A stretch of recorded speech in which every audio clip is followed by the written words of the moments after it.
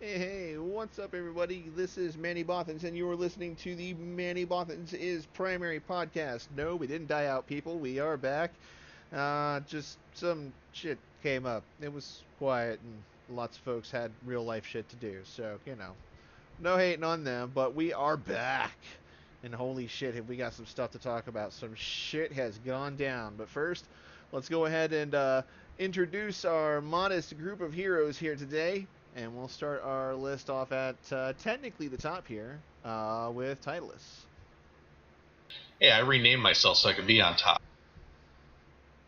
So, Titleist Warden from Digital Vendetta. I'm the Alliance Executive Officer, and I'm also the CEO of Sturm Grenadier Inc.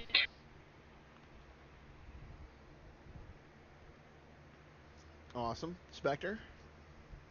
Does this technically make me the power bottom? I mean, I'm on the bottom and everything. So, anyways, I'm Spectre.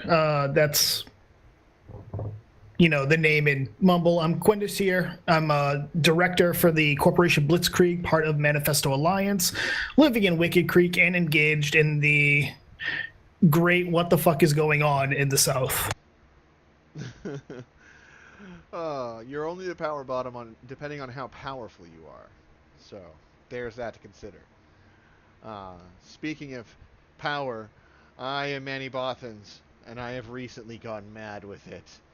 I'm Manny Bothans, the line member of Just Let It Happen Alliance and member of Merrick Enterprises, but I'm also Manny Bothans, the CEO of the loosely organized collective of outcasts, also known as LOCO. And we're going to do some fun stuff. Oh, yes, we are. But we will talk about that later. Because as I have somehow started the trend of bringing up the terminology of pink elephants in the room, there are quite a few to address, and many of them need to be shot right in between their big pink little eyes. So, the first thing I really wanted to talk about, and I've been chomping at the bit to talk about this, is of course the same thing that everybody else has been talking about, and it's going to sound repetitious to people who are just really super tuned into the meta, but damn it, I haven't had the chance to talk about it yet, and I want to. So, get mad at me if you want. Hose me in chat if you want. I'm totally prepared for it because I want to talk about the ginormous alliance theft pulled off by the judge. And I gotta say, that was a game well played. I mean, I have to think, based on what I've seen of everything, that what the judge has posted is maybe right in his own eyes as to why he made the decision he did. I don't think this was a long-term scheme that was hatched out years ahead of time and he painstakingly worked his way up to the top just so that he could do this. I think this was a spur of the moment thing where he thought people were being, unjustly stepped on and agreements were being broken, and he didn't want to be part of that, and he wanted to make a statement. The statement he made was powerful, and the backlash to that statement pretty much headshot CO2 Alliance. And if I'm not mistaken, and correct me if I am, because I've been out of tune for the meta for a while, but if I'm not mistaken, CO2 is no longer a functioning entity. Is that correct? CO2 has been disbanded and everything literally but name only. GigX had an alliance meeting the next day or the day after that where he said, because I have been permanently banned and there's really no one I can trust to run CO2 and shit like that, have fun in 5 or 6 months. Maybe they'll have me come back. Maybe they'll let me come back, rather. And we'll try to pick CO2 back up. But until then, have fun, do your own thing. Oh my. That is, oh my. Yeah, I've run into a couple of CO2 guys over in Minmatar space, Losec specifically, so They're definitely doing the relocation thing. A few organizations offered some safe havens and assistance. I know Test offered some assistance for a brief period there. I'm not sure if that's still running or not. They offered assistance to anybody who is not part of Balkan Mafia. They said that if you're not part of Balkan Mafia, you want to get your stuff out, and it was a Reddit post and everything. If you want to get your stuff out, we will bring you into Test, and you can evac all your stuff. If you've started the process of asset safety, you join Test, you can redirect to the Keepstar itself. You won't have to pay the 20% asset safety fee at that point. You can evac all your stuff. They will allow you to use all their Astrahuses, Fortizars, etc. To evac all your corporation and personal assets, and they wish you the best.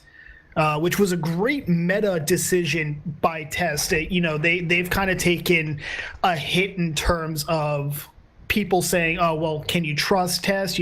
Test chose some little bullshit NIP agreement over the coalition, et cetera, and they come back over this and they do, we are looking out for the rest of CO2, screw Balkan Mafia, because they really caused this entire thing to happen, and they really got a lot of good press over it. Even PL and NC Dot, who were really looking to get into the war on the side against Test, were saying this is a good play. And of course, the Imperium continues to sit and delve and roll in their piles of money. Because, well, that's what they do. I was really hoping that this was going to spiral out into a gigantic war of massive proportions, but the judge pretty much headed off a lot of that. Well, that's just it. It doesn't preclude this war from continuing on. It's been going on for over a month now. It's had a lot of bloodshed. They just had a huge capital fight in, I can't remember where it was, but Tri decided screw it and dropped Supers and Titans today on a DRF FCON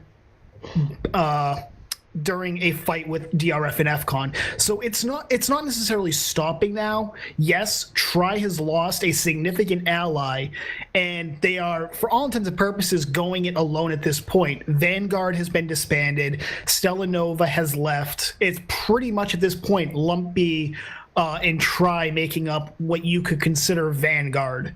So it's not over, but it's definitely more than likely Tri is being evicted, and that'll be the end of it. I can say this much. As a pilot who has had experience flying with Lumpy for quite a while, actually, at least about a year or two. I never flew with Lumpy as like an alliance member, but FUM8 and Lumpy were very close friends. We made the Foxtopus coalition. And Lumpy does not mess around. They will fuck your shit up in absolutely either interesting or just, here is the damage sandwich, fucking eat it and you will never catch us type of strategies. And you've got to hand it to their pilots. They fight outnumbered and consistently win.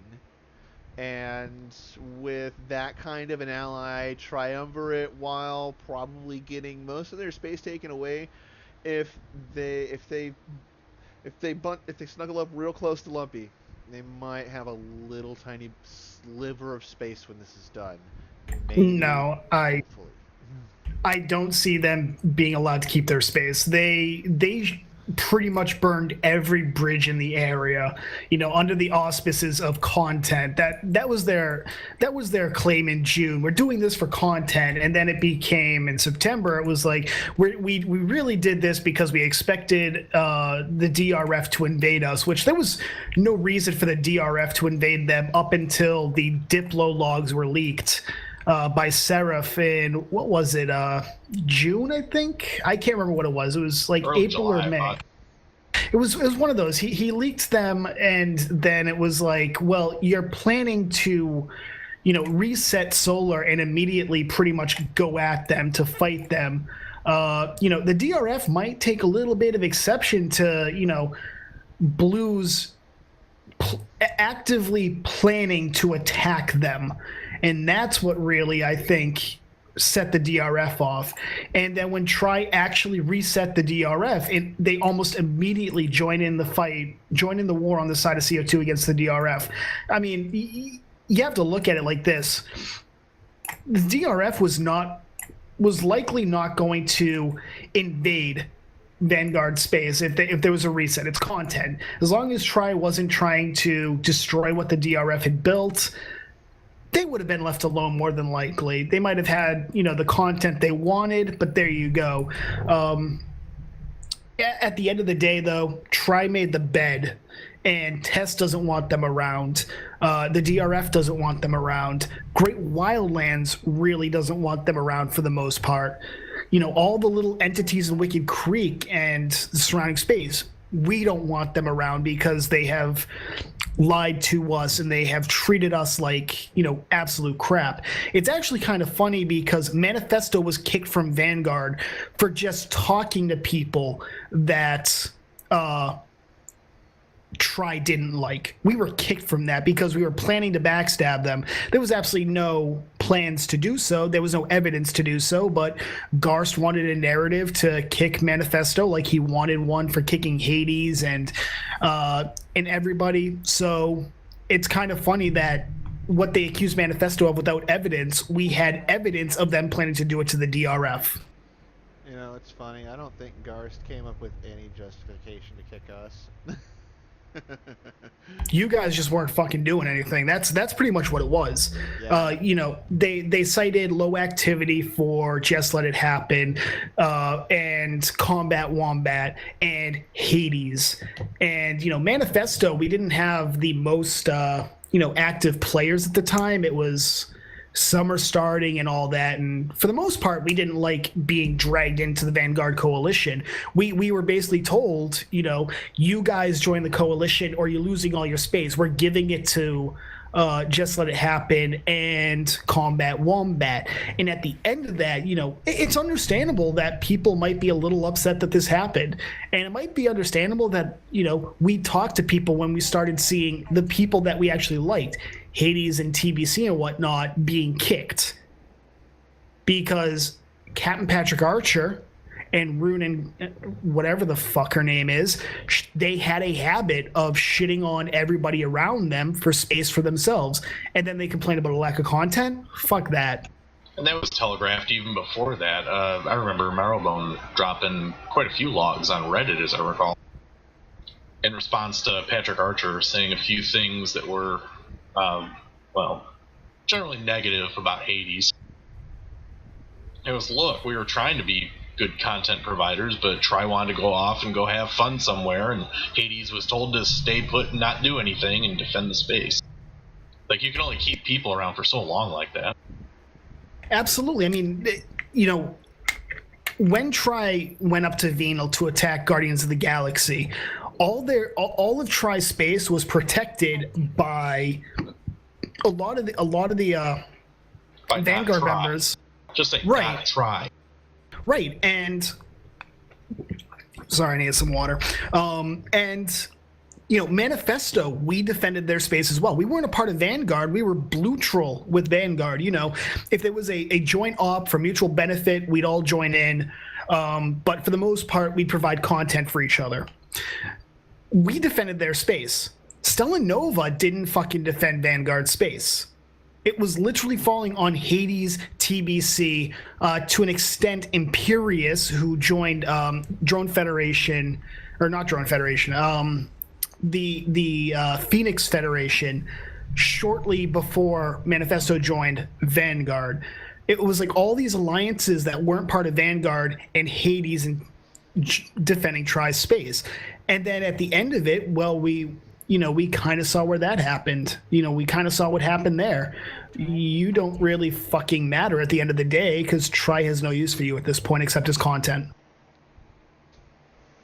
Now, see, I saw it from a very different perspective. Well, I shouldn't say different. The outcome was the same, but the perspective from already being in the North and being part of an entity that wasn't Vanguard. Uh, like when Manny was mentioning Lumpy, when I hear Lumpy, I hear PL. Like, I don't even break those two apart. No, well, that may just be your experience with them. That, with me, Lumpy and PL are two very distinct, separate entities.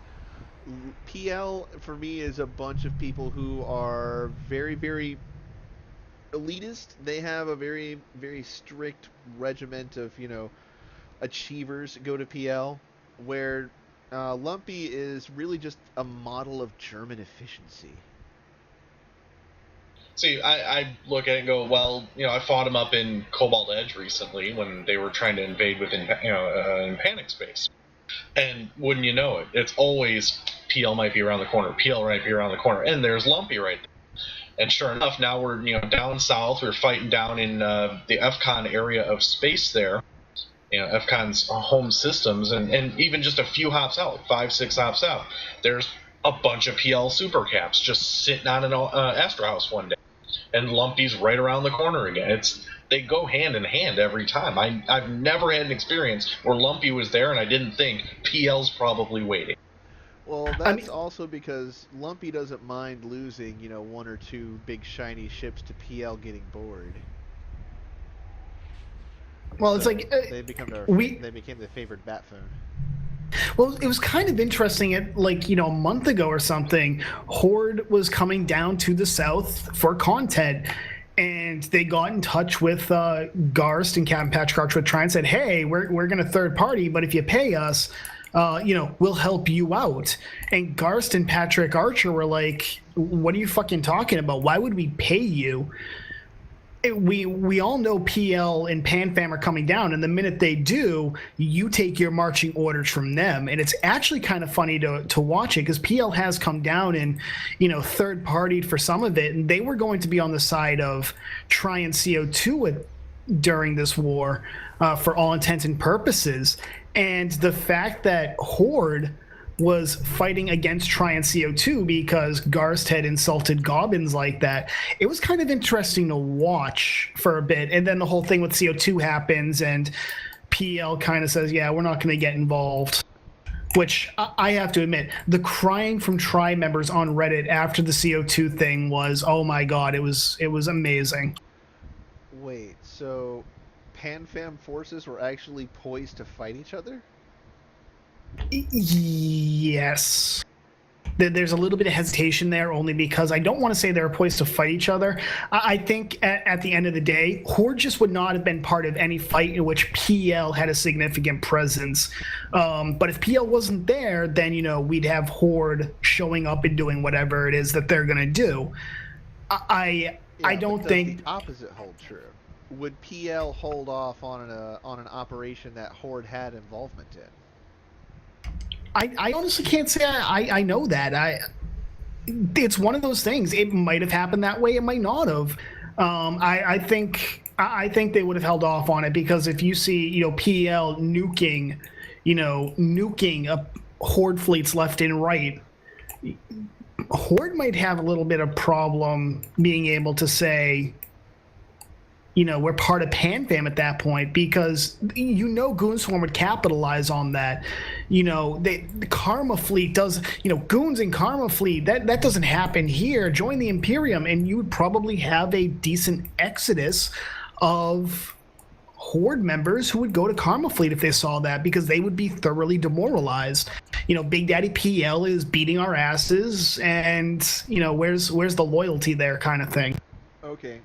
Let's follow this theoretical rabbit hole down even further. Let's just say what if Big Daddy PL paid the SRP for all of Horde's losses, knowing that Big Daddy PL just had to do Big Daddy PL's job, and that means a few Hordlings had to die, and that's okay, because we're going to give you back your ships, because, you had to die, we had to complete our contract too.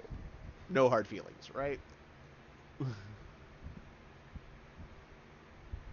No, it's very true. I mean, it's at the end of the day, PL is going to do whatever the hell PL wants to do, and there's nobody who can tell them otherwise. PL might have gotten involved on the side of Try, and the very real possibility, and this was mentioned on the Meta Show, is that Goons were looking at becoming involved in the war too, and I mean committed to the war, and they were probably going to join on the side of fuck CO2. There was all that bad blood between CO2 and the Goons, and yeah, Goons may not like FCON, but fuck CO2. That's the way that a lot of Goons looked at it.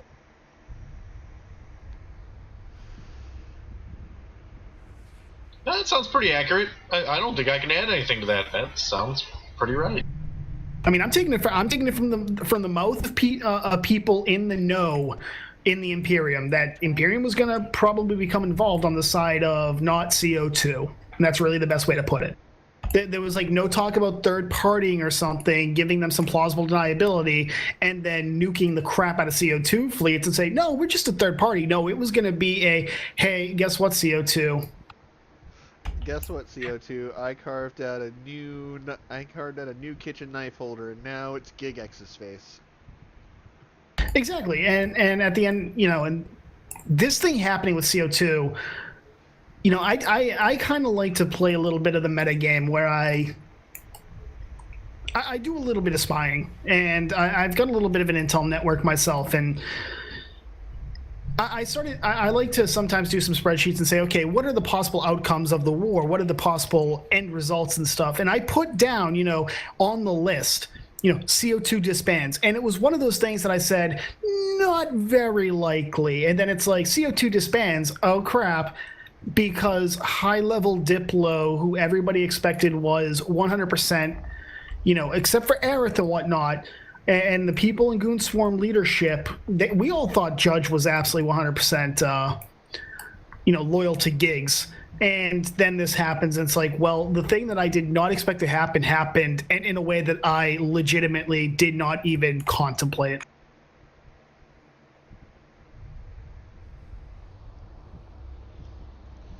Yeah, that was quite the headshot. I gotta say, I don't think it was planned. Don't get me wrong.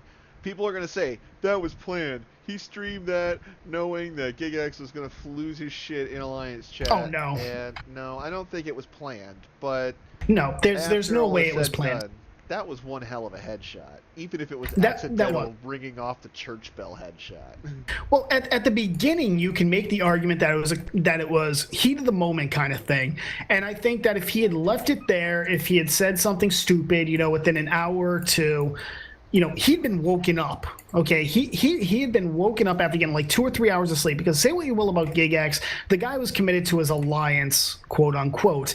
Even though he was pulling in Arcturus Mansk and saying, I will own Fathabolus or see it burn to ashes around me, along with my alliance if I have to. I want what I want, and I'm gonna get it, or everything around me dies.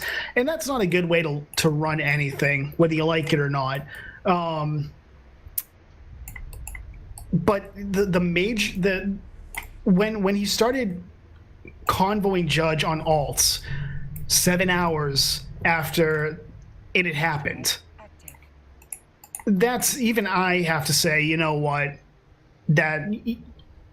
a suspension, in 6 months, get in touch with us, we'll reevaluate at that point. I can understand it now looking back, but if it had been like within an hour or two, heat of the moment, he doesn't deserve the permanent suspension. I'll say that much. Yeah, I'm in general agreement on that as well. It seemed like a harsh evaluation of the situation on CCP's part, but the wording on that was because you got the people saying, Matani with the hat 5 years ago, etc. And CCP came out and said, well, that was a different evaluation from a different group at a different time based on different criteria. Then you look at the current situation, you go, well, this is the current criteria with the current situation. How do you apply? I think it was a little over the top. I figured a week, that would probably be enough. Well, I wrote an article for INN on this, and one of the things I said is there have been a lot of odd permanent bans and whatnot over the past couple of years. You look at like Erotica 1. Erotica 1 was permanently banned.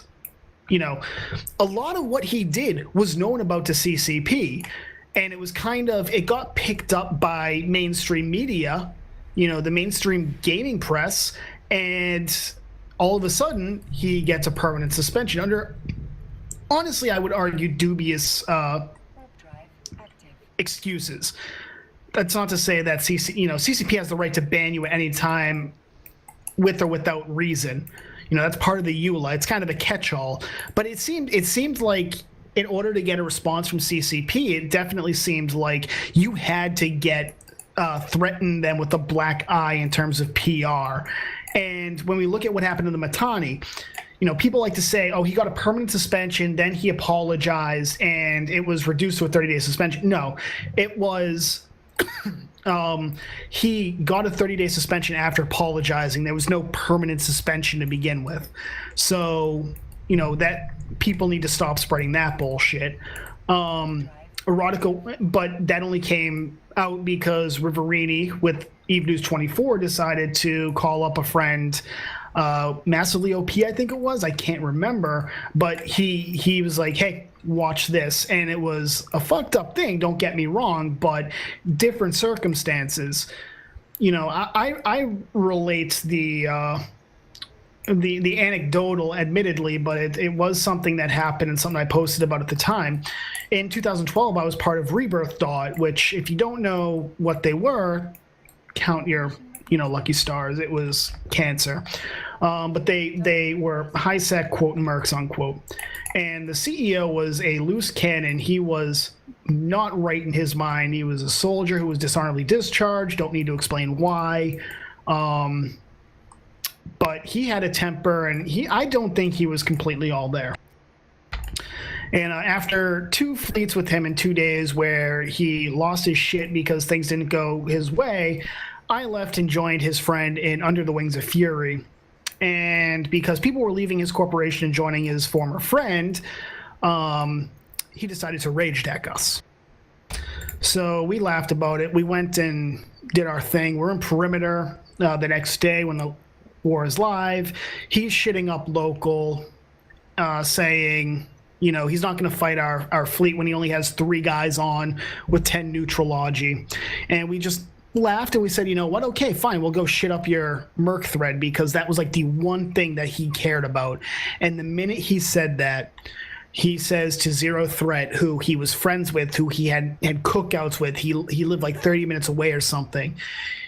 He threatened to sexually assault his 15-month daughter in local.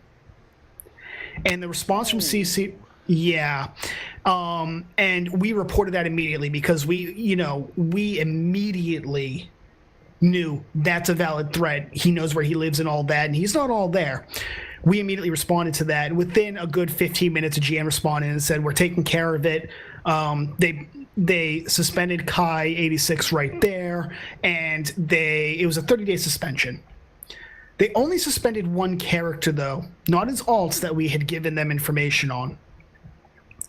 But, it was something that, it was a threat we took seriously, especially the next day when on the live stream of one of the Rebirth guys, Kai said on the stream, I went to his house with a baseball bat and waited there for 2 hours. He's lucky he didn't show up because I would have killed him and I would have killed his family. This was not something that we were okay with, and CCP didn't give him a permanent suspension despite this evidence. But they come back and ban Gigex, who lives in Serbia, for threatening an Australian guy, which that's probably never going to happen. I think there's a difference in, even if you claim different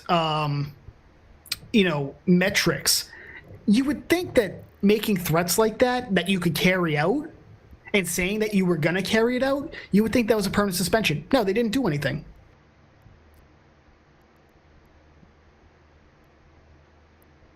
It does feel inconsistent in the application, but I'm not sure if that's because there's different people evaluating it each time, or if it's more arbitrary than would be let on. I would agree. I mean, I took a permanent suspension from the forums. Not for anything I really said. It was like, I don't know. It definitely feels like they're becoming a lot more strict and focusing really on some of the bigger names in the game, or people that they view as not friendly to the game's image, I guess you could say. I think that's part of why GigX may have been banned. Is he's seen as this loose cannon. He's made threats. You know, he's got this excuse me.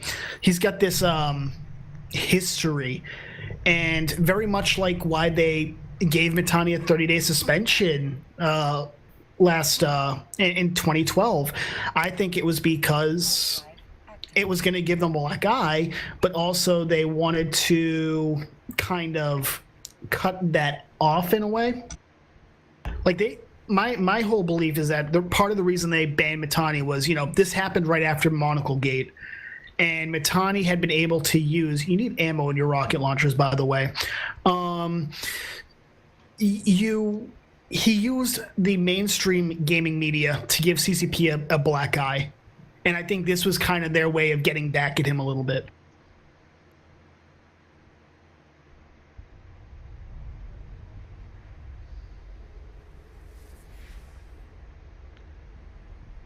I heard you there. I'm gonna reload in route. Here we go.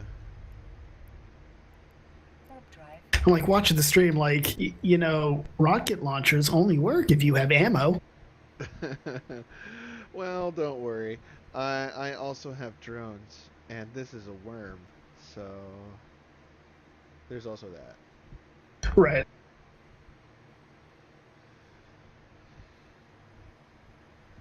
I'm gonna go to low sec and fuck them up, or die horribly. You know, one of those two. Hey, die horribly is a perfectly valid way to go. Exactly, which is why I have a second one, just like this one, ready. I actually have sitting in Jita. I have an 800 mil Deimos that's ready to go to low sec for a video I want to do. I want to see how it'll work. I fit up a super tanky 1 bil Orca just to fly from nullsec to Jita, just to see if I could make it there. I did not, but hey, it was insurance fraud, so I gave 0 fucks. We actually have a guy, one of the guys in my corporation, he does capital building, and I'm working with him actually now. I'm learning how to build. But he actually built his own obelisks to go to take that one jump from high sec to low sec. So he builds them at a 75% discount pretty much. He will he'll lose one like every 3 months or something. It will pay for itself. But it's just really funny how he does it. It's like, it's borderline insurance fraud. Oh yes, insurance fraud is the best kind.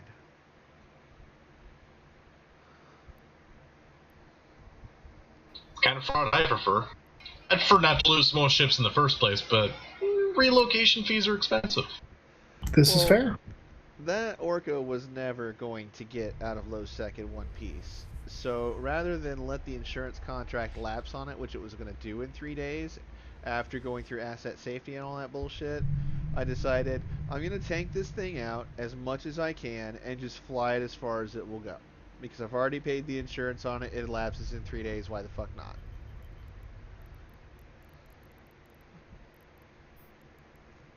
Sorry, I had to get moving there. And I fitted up. I had shield buffer tank and some active armor tank and just drones for days.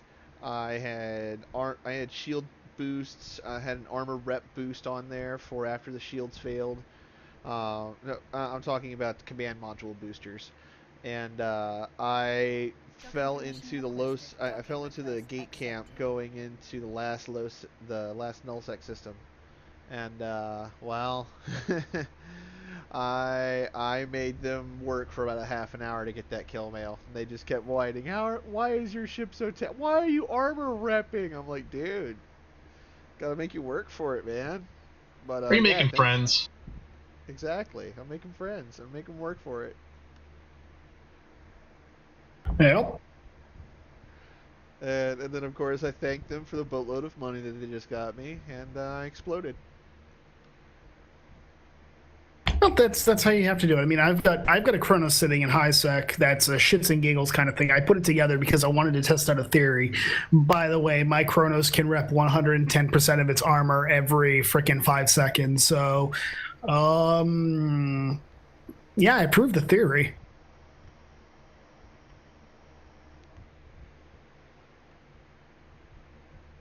That sounds like a lot of fun.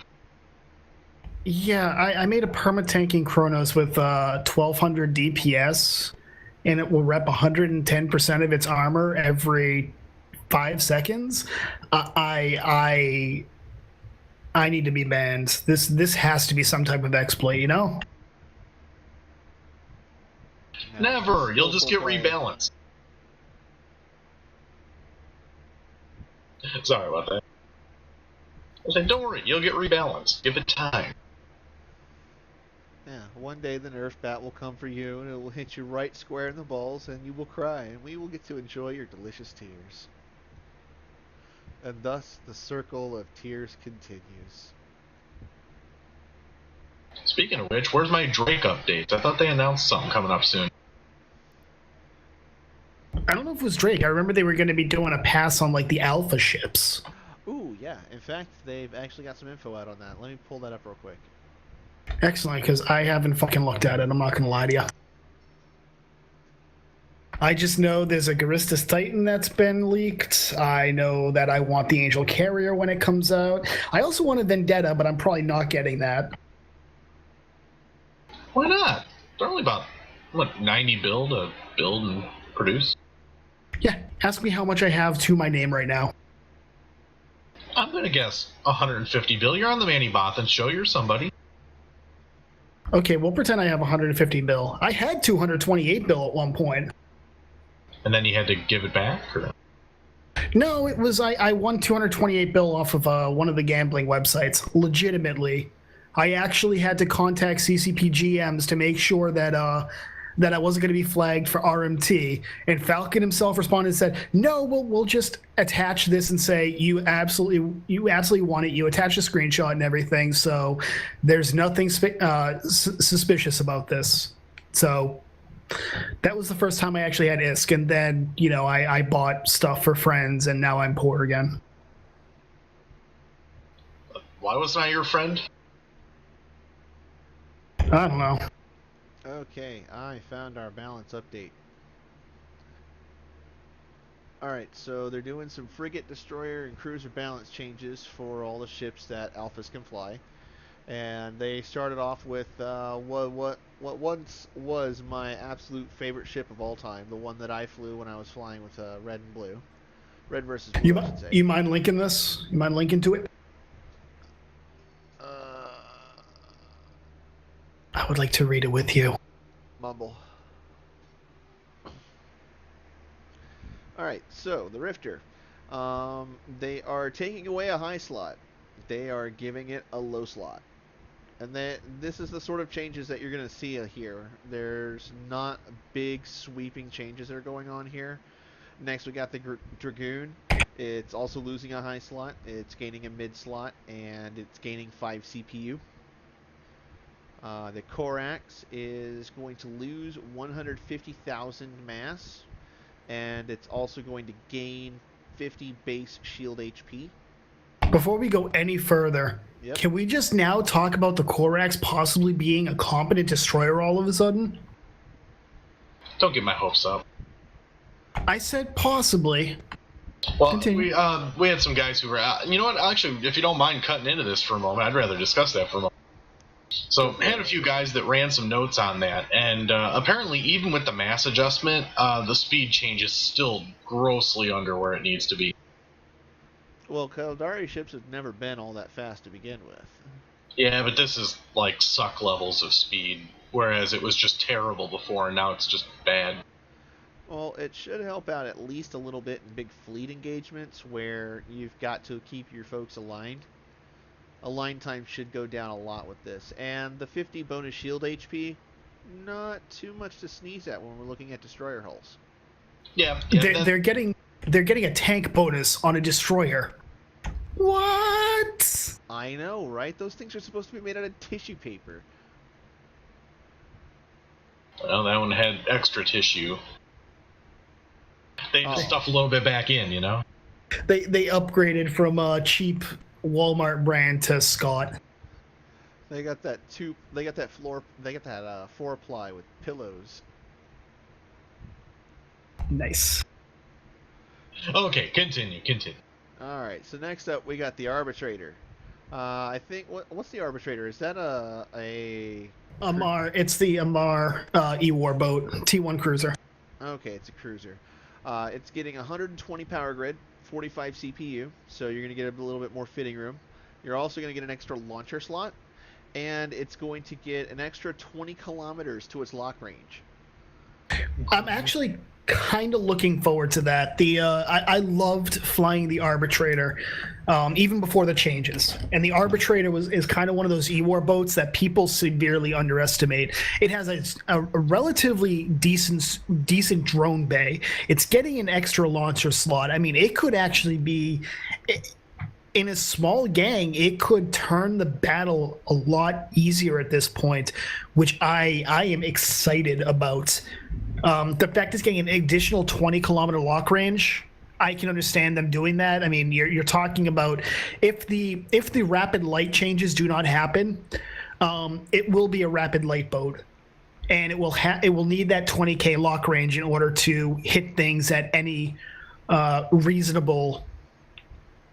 What's it called? Any reasonable distance. And the fact they're giving it a launcher slot instead of saying, hey, we're giving a high slot, kind of brings it in line with the rest of the drone boats as well. Yeah, less newts, more booms. Exactly. Well, the big thing there was I think the default targeting range couldn't even apply the drones at max range. Pretty sure it was just under. It was like 55 or something. What type of E-War does an arbitrator do? Is it a neutralizer boat? No, it's the tracking disruptors. Don't tracking disruptors go pretty far too? They can actually. Usually. Yeah, they can. And I think the arbitrator gets a range bonus to those. I would not be surprised if they gave it that bonus to give it a more realistic shot of putting all those E-War bonuses to use. Well, let me look it up.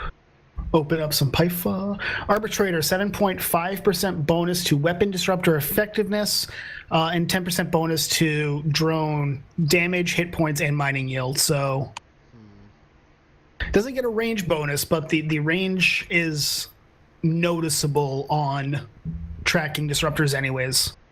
Yeah, if you look at something like the Blackbird, I mean, the Blackbird's got a targeting range of, with even moderate skills, like 95 to 100 kilometers.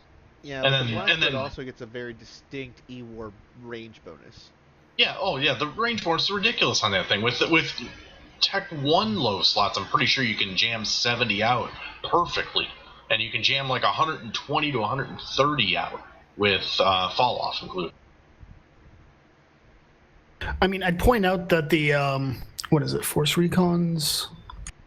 The both the Pilgrim and the Curse, which are the Amar recons based on the Arbitrator, they don't even get a range bonus to their their tracking disruptors, so they already get out there pretty decently. I'm gonna look at the tracking disruptors themselves and see what the optimal fall off is. So give me one sec. I was a little off on targeting range. If you've got max skills, you can go just over 62 in an arbitrator, but that's still pitifully short. It means if you were to throw a drone range high slot in, I can't, for some reason my brain ain't thinking. But yeah, even doing that, you would still need a sensor booster. It's a drone. Fuck! It's some sort of augmenter. I want to say it's a drone network augmenter, but I don't know. What we all know what it does. That's what matters. Yeah, I use a lot of those on my ratting ships. Let's go ahead. Adrenaline augmenter. That's it. I knew it augmented something. But, you use one of those, you're going to get another 20k. And even doing that, you couldn't even target that far. So what's the point? So it needed some sort of additional capability, especially since it had two missile slots, I remember, right out of 4 high slots. I think the other 2 were guns. Yeah. So that's pretty damn terrible. I mean, I'm excited about it either way. I want to see arbitrators start making a return because they are good ships. All right, so we've got our next one up here on the list. That is going to be the Bellicose. The Bellicose is getting 75 power grid, 40 CPU. It's not getting any extra slots or anything, so it's just getting more fitting room. And it's also getting 20k to its lock range. I'm also kind of interested in this because, once again, I like flying the Bellicose. I think it could take the spot as an armor variant of the Rapid Light Caracal. And even if it doesn't, the extra fitting will allow it to fit heavy missiles. And with the target painter bonus that the Bellicose hull gets, it would be able to apply a lot better. So I'm excited about that. Underused chip. It's also still getting those bonus for heavy missiles while it's doing its thing. It's got that 5% bonus per level for heavy missile launcher rate of fire. This is actually a really nice ship. I like the Bellicose because not only does it have its damage, it also has its method of amplifying that damage all in the same hull. I'm going to have my cake and eat it too, and I'm going to eat it all over your freaking face as your ship explodes and I take all your loot. Exactly. Right. I mean, I'm excited to see these underutilized ships getting these bonuses because it's absolutely terrific to see. I'm really hoping that the Bellicose, the Arbitrator, and the Celestis will start seeing more use because they're great ships in T1 doctrines. They may not have, the Rapier's web bonus or the neuting bonuses for the Pilgrim, but they still bring something to a T1 doctrine that could change it. That could change the entire fight. Yeah, a fleet of Bellicoses and a couple of tackle ships out in front, and nothing stands up to you. It's done. You have 1,000 laser pointers pointing at your enemy, and they are all being lit up by missiles. It's over. The application is what really matters. It's awesome to have your damage and your application too, which is why absolutely. I like that ship. Let's move on to the next ship in our lineup here. That's going to be the Omen. Let me just pull that up here in the ship tree. And oh no, I just lost my place. Hold on. You're looking at Amar. Amar laser, but it was also underutilized. Actually, I just want to say right now, Bond, we had a fight earlier today. I think you're aware of it, but we took a Hugin, Prophecy, Svipple, and Pilgrim against a Tengu and Orthrus and some Griffin and Omen Navy. And if it wasn't for our Pilgrim's bonused missile disruption scripts, we probably would have lost that. We ended up losing the Svipple and Slasher, I think it was, but we took down the Orthrus, Griffin, and Tengu. So Amar Ewar could be really good as in the Tech 1 variant. Alright, so next up we got the Omen. The Omen is your typical Amar Navy, is your typical Amar laser boat. It gets activation cost reduction and rate of fire increases to medium energy turrets. This ship is going to get a 75 increase to power grid, 15% increase to CPU. Its capacitor is going to go up another 125. It's also getting a capacitor recharge rate bonus of 39,000, but basically your cap per second stays the same as before with the increased capacitor amount. Yeah, as a laser boat, it needed a bit of a kick in the regen department. Yeah, now that it's got more capacitor, now that it's got more fitting room to maybe fit capacitor mods, you're gonna get a lot more use out of the out of the Omen as your frontline DPS Amar cruiser. I certainly hope so, because you see 1,000,001 Omen Navy issues, man. We need the Omen. The Omen needs to come back. All right, so we've got the Stabber coming up next, and the Stabber doesn't have a lot happening to it. It's only getting a plus 2.5% to rate of fire bonus per Mimitar cruiser level, so it's going to have a 7.5% per level total, which is actually fucking amazing. It's going to absolutely explode the DPS on the Stabber, but other than that, that's the only change happening. Which I really don't like. The Stabber needs some fitting improvements. It's really more of an anti-frigate platform with dual 180s, and that's about it. It really can't fit a tank and anything larger than dual 180s, and that bothers me. Even the Caracal, it's kind of become an anti-frigate and anti-destroyer platform, but it can still fit hams and a tank and stuff like that. Now, there are some ships that got some nerfs to this. The next ship on our list is a prime example of this, and it's actually one of my favorite little ships. I love this ship, and I'm sad that it's going to happen to this, but honestly, it needed to happen. We're looking at the Tristan.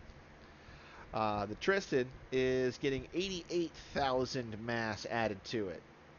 That's the only change that's happening to it, so other than that, it is going to be the same stout little drone ship that you already know and love, but it is going to be a little harder on the corners, and it's not going to accelerate as fast.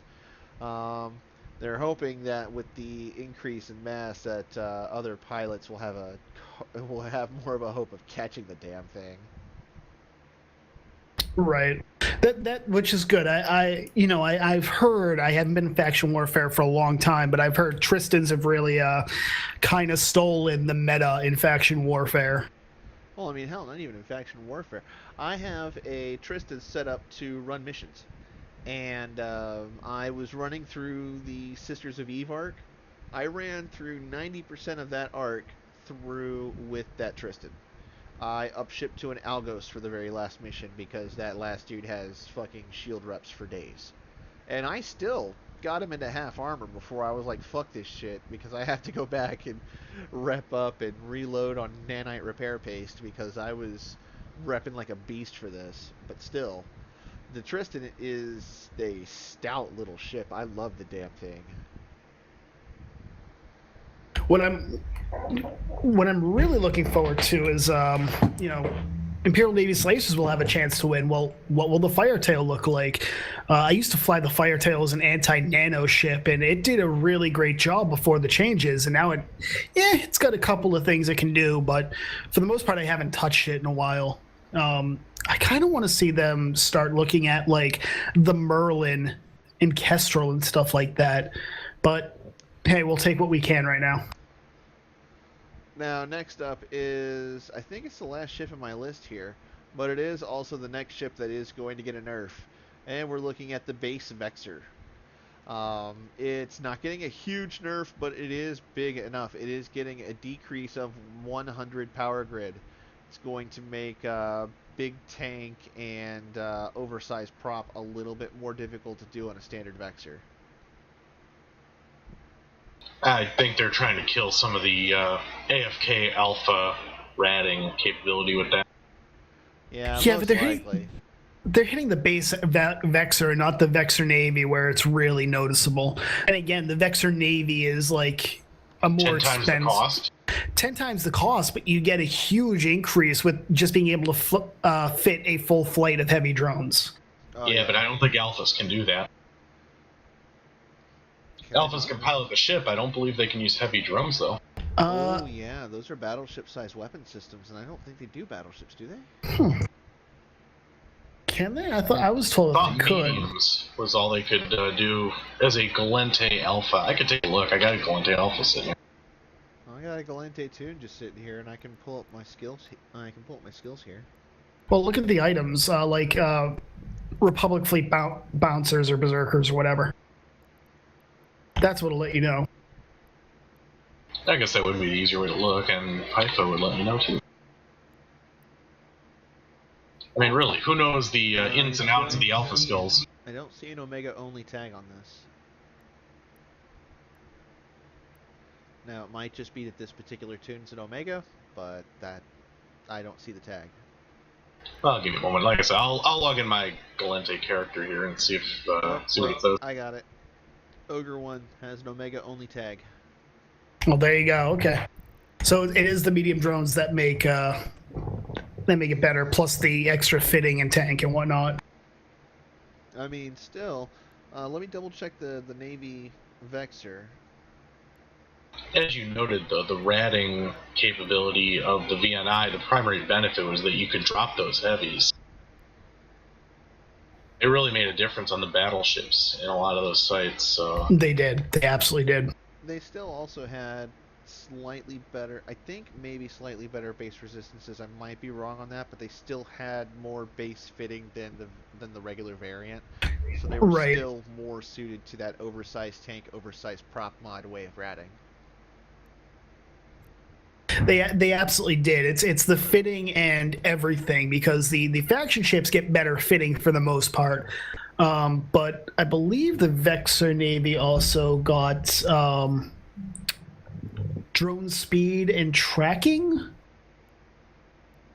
I think it gets a bonus to those. Yep, drone speed and tracking on the Navy. So then you drop like Valks, and there you go.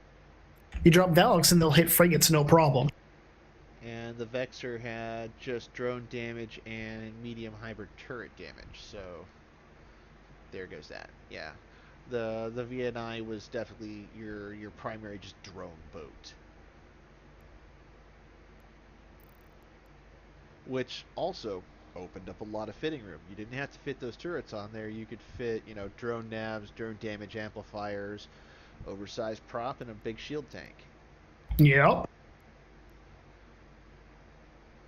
Kind of want to see something really quick. Let's see. Yeah, regarding the ratting capability of just the Vexor, the base model there, the speed tank was where it was at. So if that becomes untenable, then the Vexor no longer becomes the premier ratting ship of nullsec. And the entry-level premier ratting ship of nullsec, I suppose, would be the better way to put it. Right. Especially in drone lands, everybody and their brother has a Vexor out here. At least until you get into something bigger. I mean, I've got my ratting character is a carrier pilot. I actually nuked like 30 million skill points on her through skill injectors and everything, because I wanted an influx of cash to take care of like fixing my account and everything. And she can still fly the carrier. She's actually like, I think 6 days from having Heavy Fighters 5. I mean, she'll be almost perfect Nyx and Hell pilot in a couple of days. So that, I'll let you figure out why I wanted Vendetta. Okay, so I was pulling up my compare tool just for comparison in this particular example with the VNI. There's actually not a huge fitting difference. Both of them have 800 power grid, and they both have 310 CPU. Of course, with the Vexor losing 100 power grid, that's going to gimp a lot of fits. But it looks like the fitting difference between Vexor and VNI is not as big. However, that being said, it also has 1,000 more armor HP and another 550 more shield. Right, so it's got better tank. Yeah, it's definitely got better tank. Enough to make it worth the investment, in my honest opinion. Hell yeah. Well, drone lands will bury out on that as well, because you just go look at the Lost Mails, man, they don't lie. Nope. I mean, this is what gets me is like, in terms of PvE, it used to be if you wanted a PvE, you were Kaldari because Drake. But now it's like, if you're an alpha, if you want to PvE and make ISK, you do it with Galente. And, even to an extent, you could do it with Amar. The Arbitrator is a drone boat. It gets bonuses to drones. Bye, Manny. Uh-oh. Manny not happy? No, I think his wife may have called him. I don't know. Let's talk shit about him behind his back. I was wondering, he was complaining about Wi-Fi earlier. I was wondering if maybe that created a bit of a problem there. It's possible. I mean, I don't know. We should probably stop talking about him behind his back, though, even though it could be funny. Come on, it's his show. He can clip it out later if he needs to. Yeah, I was gonna say he's gonna go through this later, like editing. He's gonna be like, these motherfuckers. Well, okay, Motor City Gamers has never not talked shit about Manny behind. Oh, he's back. Boo, motherfuckers. Guess what? Wireless headset. I heard you bitches the whole way. No, the wife didn't call, but nature did. That is another call you should probably answer, yes. Which reminds me, when you guys started talking mad shit about me behind my back, I kind of like turned my back to what I was doing. So I'm still gonna be right, but I can still hear y'all. So, yeah. I've actually got a Bluetooth headset as well. It's actually kind of hurting my ears because it goes behind the ears and that's how it stays there. But it's like, oh my god. Oh no, I'll be sitting in front of my computer with the microphone the whole night. I just got a new 144 hertz computer monitor, 27-inch 1440p. I'm kind of loving this thing. It's like my most favorite purchase this month so far. Yeah, I've got two 23 inches. I've got an Asus monitor, which I absolutely love. It's a 44.1. And then I got an Apex Digital, which is also a 44. It was like $100 when I got it. It was on sale. But it's like, I can't argue with what I've got. I like them. Actually, I think the Apex Digital one might actually be 21 inches. I don't know. Yeah, this one's an Asus. It was pretty damn, like, normally $800 monitor, I guess. I got it for like $660 or something like that. I just screw it. I'm buying one good monitor. I deserve it. If you're gonna buy something, Asus is a really good company. I mean, I've never had a problem with their products. I'm already spending $600 a year on a game. On an Asus Republic of Gamers laptop. That was my laptop of choice for the longest time, and then I went out and I bought a desktop, and I didn't grab Asus because the couple of issues. I one of them was price, and I actually got a really good desktop for like $1,500. So because I can't build I can't build anything.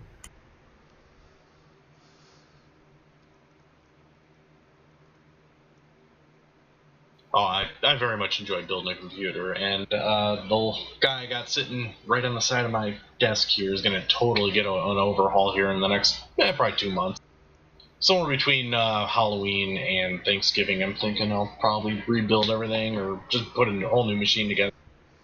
Yeah, two things I'm going to when I eventually have the money, I'm going to upgrade the motherboard and I'm going to upgrade the graphics card. I got a 1060 3GB card. I want to upgrade that mainly because when I play like Ark, if I tab out on occasion, I'm playing windowed full screen, I'll tab out and it's like kernel driver stopped, and it's like the only game that does this. That's because Ark sucks. It's not optimized, motherfucker. But it's released. I saw it. They released it. Right?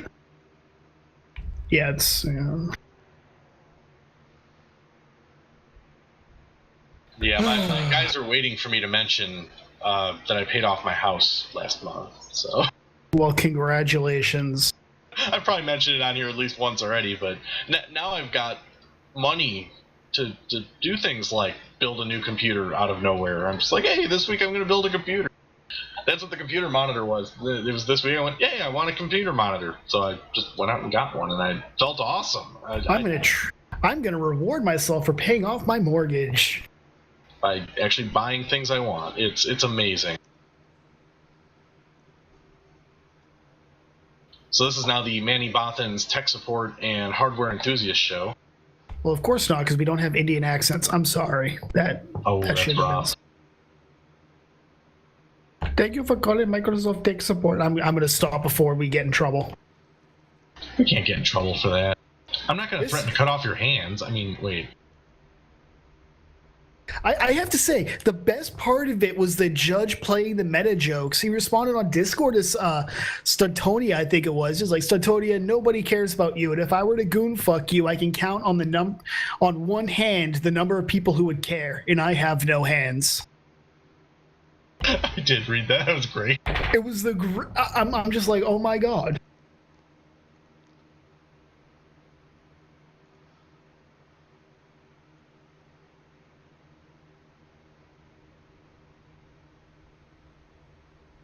Did we kill Manny again? No, I'm looking for the Mumble server details I put in Discord so I can get them over to Cypher.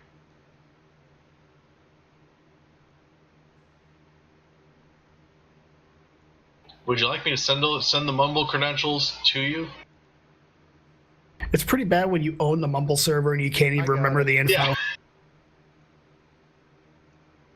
I'm not saying this is bad, but, this is bad.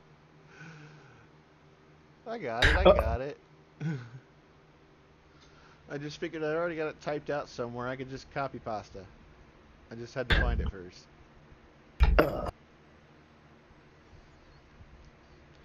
Oh, man. So, I did want to talk about another thing. Really quick, Manny, before you do, you're actually really quiet on the stream. I've had 2 people say this. So, in OBS, you might want to turn your microphone up a little bit. There we go. Alright, so I wanted to talk about the things that I've been up to as of late. Just Let It Happen is sort of in a transitional period. I wouldn't be surprised if we're waiting for the winter expansion to see what shakes out with the moon rebalance. But in the meantime, I got on my alt and I started up a new corporation. The loosely organized collective of outcasts, which is the second choice name I had for this corp. I was actually hoping to go for the loosely organized society of eccentrics, renegades, and sociopaths, aka losers, but there's a maximum character length of 50 characters. Sad face. So Loco is now a thing. This particular corporation that I've set up is going to do something unique to what's coming out. I've got Cypher in the default channel. You may not want to give that out publicly, what you plan to do. Just saying, a little bit of OPSEC. No, I want to hear exactly what system he's going to, how many Raytarus he plans to drop, the whole thing. Oh no, I don't intend on dropping any structures. In fact, I intend on letting my enemies drop the refineries for me. Because my corporation, if I can get it off the ground, if I can get the membership and I can get the people in there, what I intend to do is aggressive mining interventions. We show up at a refinery that has blasted a chunk of moon rock off of a moon and has exploded it. We show up, we take over the grid, we send in our own miners, we mine your moon in front of you, and then we moonwalk the fuck out. It's funny because you said moonwalk and talking about mining moons. Makes it even better. Indeed. But we've had... Oh, okay, so he's going to take a quick smoke break. And when he comes back, we'll get an intro from Cypher, who successfully joined the Mumble server. But, I know, right? Play that victory fanfare. In any case, but what I need right now is just players. Alphas, Omegas, doesn't matter. I need people who are willing to fight, and people who are willing to mine, and people who are willing to switch between the two. Because I need just a core of folks who can fly, like Ventures. Venture is something an Alpha pilot can fly. And if they decide to make the upgrade to Omega, they can get into a Prospect, and the Prospect is going to be key to what we do. We're going to Black Ops drops mining frigates into enemy space.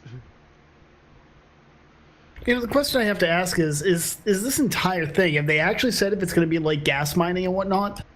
No, it's going to be like rock mining. You can do this with miners and strip miners. I wasn't sure if they were going to do it like just like gas mining, which would actually be kind of cool. The endurance, the prospect, and the venture get a little more time, other than being frigates and whatnot.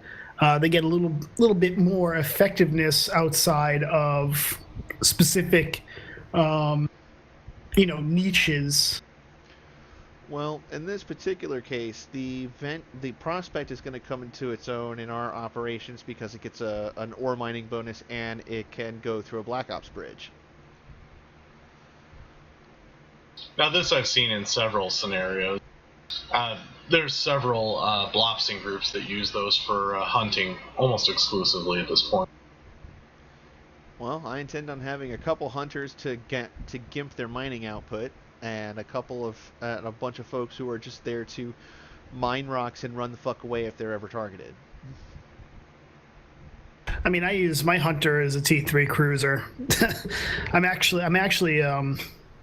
actually taking the final, I want to say 6 months, and I am going to train up the rest of the sub-cap ships so that my primary PvP character will literally be able to fly any sub-cap combat ship in the game at level 5. Yep. I'm working on the battleships now. Looks like we've... he's watching on his phone, never mind. When Cypher gets back to his desk, we'll get an intro from him. Awesome. Gotta love technology, right? Cypher is your version of our Piotr Engels. Some people will get that, some will not. Hey, Cypher is the reason why people can listen to my podcast. If it wasn't for Cypher and his website, evepodcast.com, I would have zero exposure. I wouldn't show up in the Total Eve feeds. I wouldn't be nearly as visible as I am right now. So, honestly, if I wasn't Lucian James, I couldn't suck this dude's dick enough. And congratulations, too much information. All right, thanks for the cheesy free plug there. Awesome. Why don't you give us a quick intro, Cypher? I am Cypher. I fly with AMOC and Goons, of course, and I run evepodcast.com. Oh man, you must be smoking hard after the fate of CO2. I was there for the fate of CO2, yes. The smug is alive. Shit, I'm not even in the Imperium anymore, and the smug was alive with me. The smug is strong with this one. Oh, it was so nice when he got what he got. And the no hands comment earlier was fucking hilarious, by the way. Whoever did that. That was actually the judge. Judge was the one who fucking said that. He was making meta jokes, and I am not going to stop him. Oh, I wouldn't. Oh man, it's just I kind of really feel bad for your average everyday CO2 line member. Because I mean, they're the guys who put the judge up there. They got him into office on the CSM, and I mean, he's still serving on the CSM. He's a rightfully elected official. It doesn't matter if he stabbed his constituency in the back. He's still there. And well, it wasn't just CO2 that put him there, though. Wasn't he on the Imperium's ticket as well, even after they left? I don't know. Cypher? If I remember correctly, he was, but I'm not positive. I think he was low, but he was there. And the reason is because, what the judge wanted to do. Yeah, it's also a meta thing, but, the judge has pushed for things that goons like. And, it might be, yeah, he's technically an enemy, but he's still doing the stuff that they like. And at the end of the day, that's really what it comes down to for them. Yeah, I can see where you're coming from there. As long as they still scratching our back, I don't give a fuck. We'll put him on the ballot. Exactly, and I think that's what he had a lot of ties to goons. I mean, he's been in the game since, 2008? Oh, Something yeah. like that. He must have some very deep diplomatic ties to just about everybody. I'd be very happy to have him on my show. I could talk to him, see what he says. Hey. I talk to the judge all the time. Hey, throw him some information my way. I'm gonna be doing this on Saturdays at 9. All right. Well, 9 Well, ish. he's Australian, so it's probably mid-afternoon there. Yeah, it'd be about 9 Central, so 14. Yeah, it'd be about 2, probably about noon. Yeah, it'd probably be about noon. I'm having to like go back like 8 freaking years to remember. Okay, this was Friday what or noon Sunday. Noon Sunday. They're on the. There we go. They're ahead of us by 14 hours, and they couldn't warn us about 9/11. Those bastards. Anyways. Yeah, because they knew. They're mistakes. Right? They're all ex-jailbirds. Leave them alone. They're 12 hours in the future. They could have told us. But in all seriousness, yeah, I had to like go back like 8 hours and be like, okay, so when it was this time in Okinawa, what time was it on the East Coast? And I had to literally do that because 8 years ago because I was in Okinawa. Oh, you know what's worse is being in Saudi Arabia and trying to do the same thing. Well, yeah, because you're being shot at the same time, so it's like. Yeah. Yeah, not so much in Saudi Arabia. Let's not make this political.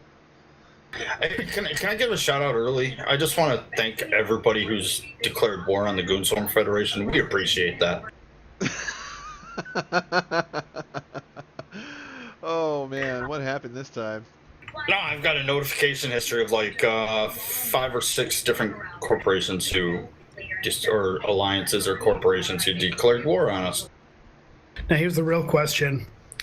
Do any of them fucking matter in the grand scheme of things? No, and do any of us care? No. Because we're null-sec, they're high-sec. Nobody cares. Exactly. My home turf, and you don't need that war deck. Yeah, exactly. They don't have the balls. They want the cheesy, easy kills. Well, that's just it. Like Raiders, yay! Yay! Like I spent 6 years in high sec. Okay, I would agree with you. They don't fucking matter, and the reason for this is, back when I first started, you had people like the Orphanage who were legitimate mercenaries who they weren't doing this. We see a rattlesnake undock from this one corporation, so we deck that corporation and then cry because they all leave the corporation. No, they took contracts and they fulfilled those contracts, and then it's like over the last 4 or 5 years, you've really seen this thing of, Marmite Collective or Vendetta, where they're not really doing the contracts themselves. They just want to shoot everybody in high sec, and if you undock with like a Chronos, you get an immediate war deck. At one point, it used to be high-sec mercenaries actually had a purpose, but it's completely gone, and it's been that way for the longest time. Well, yeah, they used to do contracts for, especially on moons. You'd hire somebody, say you wanted that moon, you'd go and hire somebody, and they'd, defang the POS, and then blow up the POS when the timers were done, and now you just don't have that because POSes are, insignificant. You could put a Fortizar or an Astro House anywhere you want, pretty much. So, who needs them? No, absolutely, and, it'll be kind of interesting to see how that plays out once the moon changes happen, too. Will this become more cancerous or not? Hopefully it creates more content, but I don't know if it will. High-sec Care Bears will be Care Bears. Absolutely. I mean, I moved to nullsec to experience it, and I have to say, moving to nullsec was the best decision I ever made. I started out in the Imperium. I went to, I took a couple of months with Project Mayhem after I was kicked from TNT, and now I'm back in nullsec engaged in another, I don't want to call it a war, but, that's probably the correct nomenclature.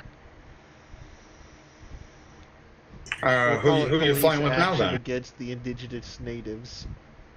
Yeah, the great Southern, what the fuck is even going on? Oh.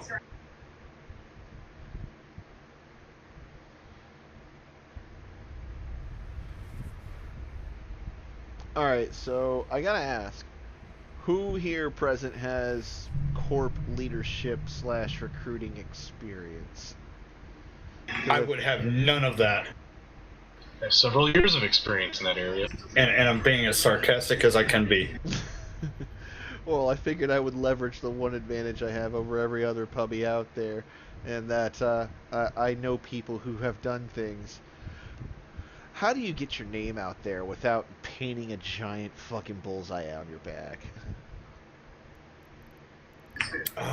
That's a good question. Ban Gita local. It's one thing to oh yeah, in Gita local. That's the perfect place. But I've actually gotten some interest from Gita local. I'm not gonna lie. You have to set it up so that you don't look like you're spamming contracts. Learn some of the alt codes, because if you use alt codes, those can actually draw attention to your thing. Well, let me ask you, why don't you want to draw attention? Well, I don't want. Right now, my corporation has a membership of 1. Right now, that person is out in space in low sec looking for a fight. But right now, because I have a corporation of 1, I don't want new members joining this corporation while it's under war deck, because people just tend to log out and not play, and that's very hard for setting people up in training exercises so that we can get on our feet and get good before we get out to gank enemy moons. And you're not looking for brand new players. You're looking for more experienced players, especially with that Black Ops capability. Yeah, you're gonna need somebody to open the bridges and stuff. Fit covert sinos. As far as opening bridges and things like that, I can get that done. If I've got the people and we start rolling into these mechanics and we need a Black Ops battleship, I can train Manny up to do it and use him as the pig pilot. Well, Yeah, but see, there's the key. You have to train them still. You need somebody who's already trained. You're also going to need people that have Sino 5 to light the covert Sino, because you're not going to want to light a normal Sino. Everybody fucking sees that. Oh yeah, no. I've also got some peeps who can do Sino 5. I mean, as far as actually getting people out there, that's not going to be an issue. I can skill inject my way into a sin pretty easily, actually. I'm very close to it as it is. But right now I'm looking for, You want a Panther or a Redeemer, man. F that sin. I don't care what Pukin said about it. He loves his sins. Nope, save up by a Marshal. Who? The Marshal, the Concord one coming out. Can it do Black Ops bridges? Yeah. It is a Black Ops battleship. Well, damn. Well, in any case, I'm pretty close to any one of those Black Ops battleships. I've got to get the jump skills trained, and those are going to be Cancer. And then I've got a Battleship 5 in whatever particular race I choose. But in any case, I can get into a Black Ops battleship. That's not an issue. I can inject my way there without too much terrible difficulty. Right. Is that ship on the test server? I believe it might be. I might be wrong on that, but the stats were. We did get the stats in July or August. I can't remember. It's kind of like the Gnosis. It's like the rest of the ships, where it's got bonuses for each of the battleships. So like Caldari battleship is a 5% bonus to launcher rate of fire and torpedo and cruise missile flight time. Amar is 5% bonus to large energy damage and 10% bonus to optimal range. Galente is bonus to large hybrid damage and tracking speed. Minmatar is large projectile turret rate of fire and fall off. And then Black Ops, it gets the 125% bonus while using a cloak. However, what makes it cool is that at Black Ops 5, you get an 80% bonus to stasis web range, a 50% bonus to warp disruptor and scrambler range, and a 50% bonus to warp speed and warp acceleration. And then The role bonuses can fit Covert Sino-Field Generator and Covert Jump Portal Generator. No targeting delay after cloaking device deactivation. Cloak reactivation reduced. 75% reduction in effective distance traveled for jump fatigue. Plus 10% security status gains from destruction of non-capsuleer pirates while flying the ship.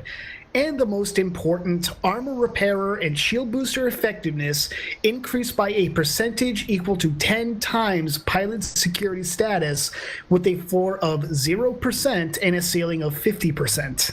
I'm fucked there because my security status sucks because I'm not a Jew. It's okay. You get a 10% bonus to security status gains from destruction of rats. Yeah, because I love to be out there ratting.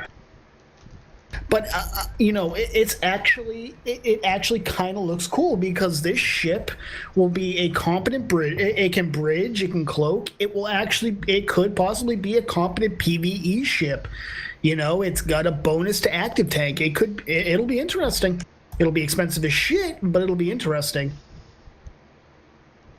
I'll have to save all my little iskies for my little toonies so they can get one. Yup. Apparently, it's going to. I'll pick one of the other empires. Apparently, it's going to be. It's going to use helium, by the way. So there you go.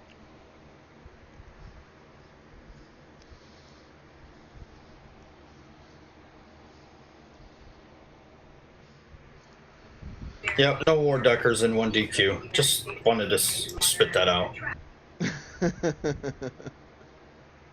Pansies.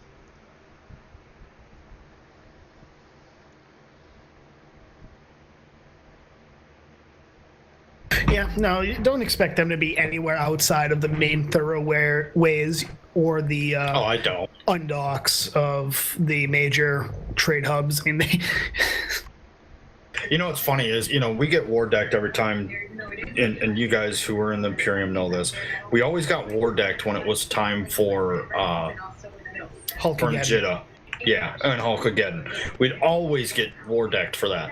But yet, none of them pansies had the balls to come out there and try to shoot any of us unless we were in our pods. Exactly. No, nobody's going to freaking do it. Nobody freaking does it. It's the risk-adverse bullshit that really has hurt HiSec more than anything. And I'll say this much. I mean, we need to get more people into nullsec. I think a couple of years ago when CCP did this event where they took a bunch of players into nullsec, they led a fleet into nullsec, and the first nullsec gate, I want to say it was Head GP. There's a combined Goon Swarm and Goon Swarm PL NC dot Titan fleet that literally just D-days the entire fleet off the gate, and it's a giant fuck you, welcome to nullsec. I think that really hurt everything. I'd like them to start trying to get more people into nullsec. I'm just not sure how they can do that. I mean, that's what it really comes down to. I'm not sure how they can do that without the players being willing to make it more interesting. And I think Citadels and Fozisov they've reduced the interest. Yeah, Fozisov, in my opinion, has reduced the interest in gaining, unless you're a large entity, gaining anything out in nullsec. There's no point in it. Well, you can't defend it. I mean, it's kind of funny that when Fozisov was coming out, Fozzy was like, you're gonna see people, the small groups actually start to make an impact in nullsec, and it was like, well, that didn't take long to prove you were fucking lying. Mm-hmm. And that's what it comes down to. Manifesto, okay, we're relatively speaking a small alliance.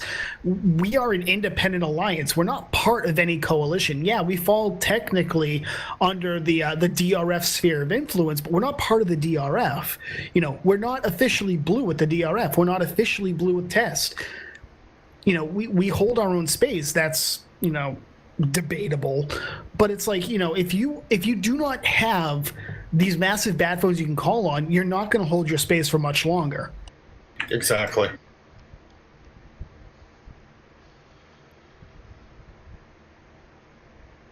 Oh man, we've already been at this shit for an hour and a half. That's fucking amazing.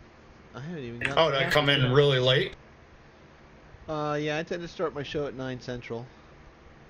Oh, okay, yeah. Oh, that reminds me. I'll Discord you the invite link to my server. Oh, okay. Yeah, there's a Manny Bothans' primary Discord server. It's awesome. God damn it! What is the move me thing on Singularity?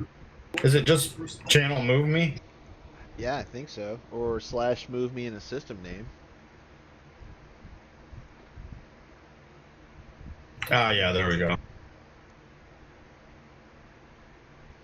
Yeah, I remember those old slash commands from back in my EverQuest days. Yeah, I totally forgot about it because, well, quite frankly, I don't log in.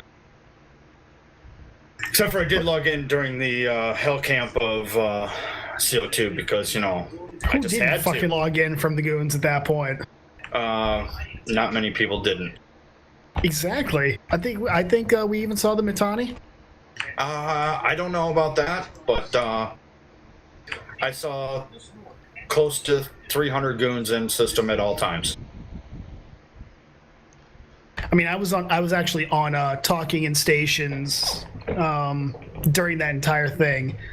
It was really funny to watch it play out and get some conversation between some of the bigger names. And it was, you know, one of the questions I asked the judge kind of facetiously was like, with what you have done now, does this mean CO2 members can finally bring their unrefined ore products back to Cheetah to sell? Oh, that's cruel. Oh. Asking the hard-hitting questions, you know, it was really fun to be part of that. And you know, it's big things that are like this that are incredibly rare, but you can have so much fun with them. And that's another reason I'd like to see nullsec become healthier is, you know, people don't join this fucking game to be part of highsec. They don't join because highsec did something amazing. No, everything you hear about is always in nullsec. BTAC R, what happened with CO2, stuff like that. You always get an influx of players because nullsec makes it interesting.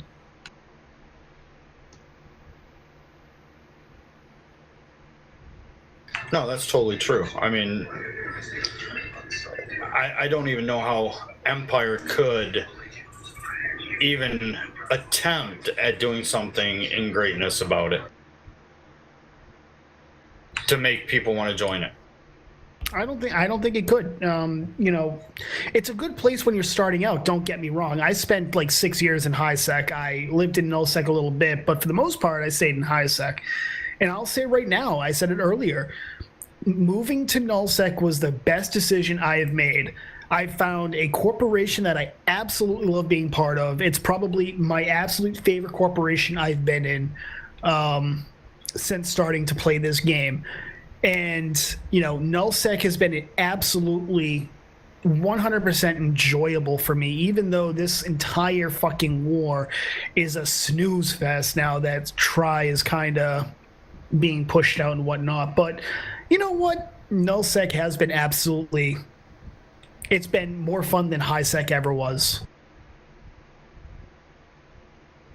I hope so. I mean, it has been.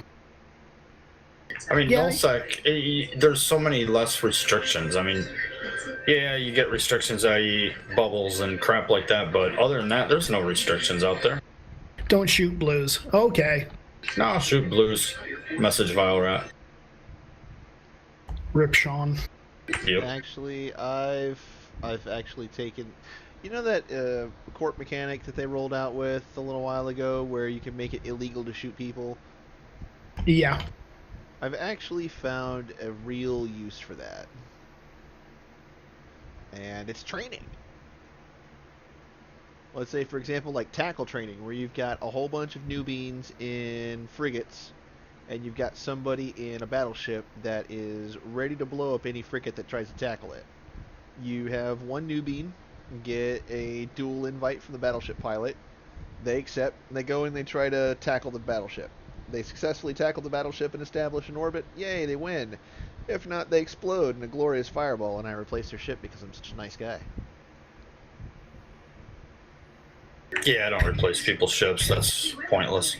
I remember when Crime Watch first came out, there was a huge we had a FUBAR. I was part of a high sec corporation at the time, and we had this guy join it, and we had some new bros in the corporation, and he went after one of the guys who had just gotten his first Proteus. He was doing high sec missions, and he goes and he tackles him. And the guy's freaking out in corp chat. This guy's got me. This guy's got me. So I go to help him with my brand new Scorpion Navy issue, and someone's keying up. Oh, sorry, that might have been me. But I go to help him in the Scorpion Navy, and this was when Crime Watch had just come out. So he's there in a Vexor or something. He's attacking the guy. So I start shooting him, and the guy brings in a neutral all to rep him, and he drops Corp in the middle of space and joins a new Corp. And as soon as he does, we're technically engaging him. Our safeties are set to green. The guy drops Corp, drops a new corporation. Concord shows up immediately and pops us. And it was an issue with Crime Watch, but the friendly fire thing was okay, but I can understand why it was being abused in many instances. Yeah, but I find this a really easy way to, one, not get AWOXed as much, and two, encourage structured training. The person that's supposed to go in for the trial tackle run is the one that gets the dual invite. Everyone else just stays anchored up on the FC and orbits the target at ridiculous distances. Well, sure, this works really well until you make the Manny Bothans his primary alliance.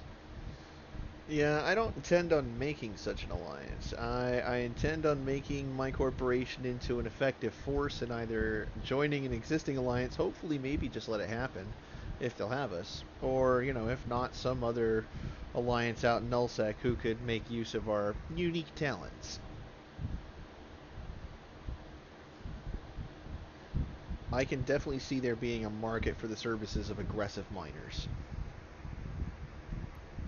The people that show up to mine, but they'll also show up to murder fuck an enemy fleet.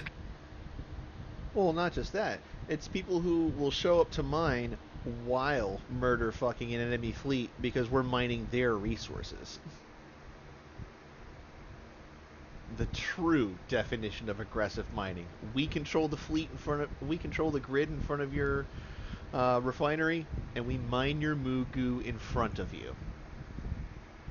Right. Well, unless you leave their pods there, you're not really doing it in front of them. Well, I suppose I could spare. You're doing it under their nose. You're doing it under their nose. Yeah. I could always spare a stealth cruiser to. What's the Galente one that has the super long point range? Yeah. The Jesus. Yeah, the latch. Or no, the Arazu. Since you're doing covert ops, you have to do the Arazu, not the latch. Yeah, we'll have some Arazus there to hold pods and just let them watch. Watch as we completely destroy this belt, just like we destroyed you. And now that we're done mining, you can go back to your medical clone. Bye. Just as many times as Manny has himself. Exactly. I'm not ashamed of it. I die a lot. Well, I mean, Manny Bothans is primary. Precisely.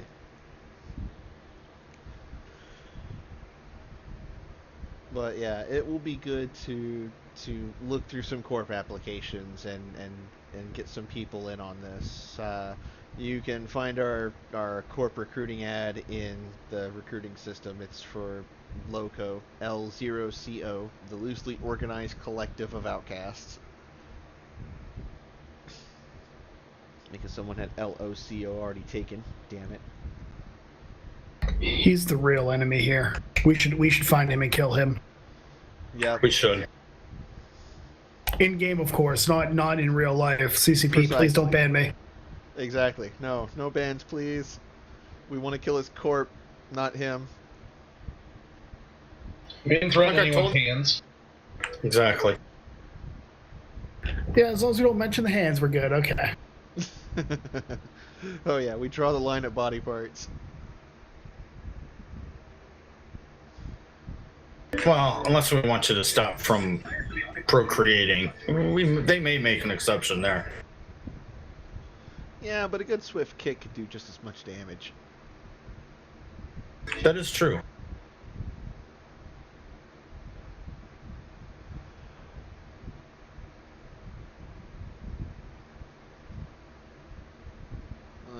Let's see here.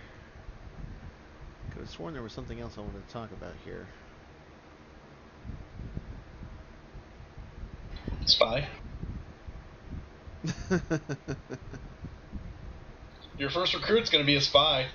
Well, Test apparently put down their third keep star a couple of hours ago. Oh, that'll be fun to watch explode. Yes, it will. No, I think it's anchored.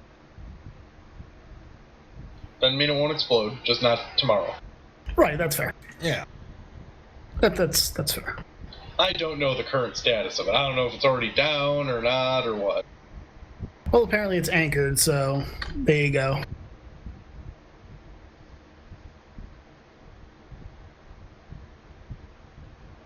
Let's see. Spectre Fleet, no one gives a shit. The fight today between PFED and PFED DRF versus Lumpy and Try and Lumpy dropping supers on them. Oh, like I said before, Lumpy doesn't mess around. I think it was mainly Try dropping supers, I'm not gonna lie to you. Wow, Lumpy has also always had very superior subcap support. I remember flying with them in their 100 MN Gilas and just laughing as our drone bunnies just tore people apart. Yeah, it looks like the at the end of the day, looks like Try lost 200 bill. Try, Lumpy, and Fraternity, they lost 200 bill. FCon and Friends lost 384 bill. So it was a pretty big fight, which is really cool to see. We're not seeing many of those. And it's good to see that Try, even being on the other side of the war with Try, it's good to see Try actually getting bloody noses even as things look like they're going to go downhill for them. It's good to see that they're punching up. Yeah, but then they could also punch something that they don't have enough to bite back on. Oh, absolutely. I'm fully expecting that they will. I mean, there are people that want to kill the Try Super Fleet, and it could happen. I don't know. Right now, The only way that's it's going not to happening. happen, honestly, the only way that's going to happen is if another BTAC-R type situation happens. No, I don't think it's.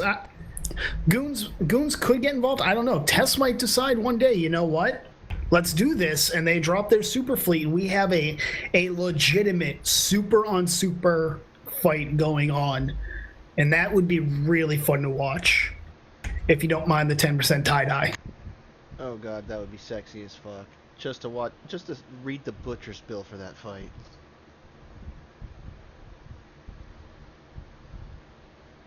I get very, very happy when ISK goes kaboom.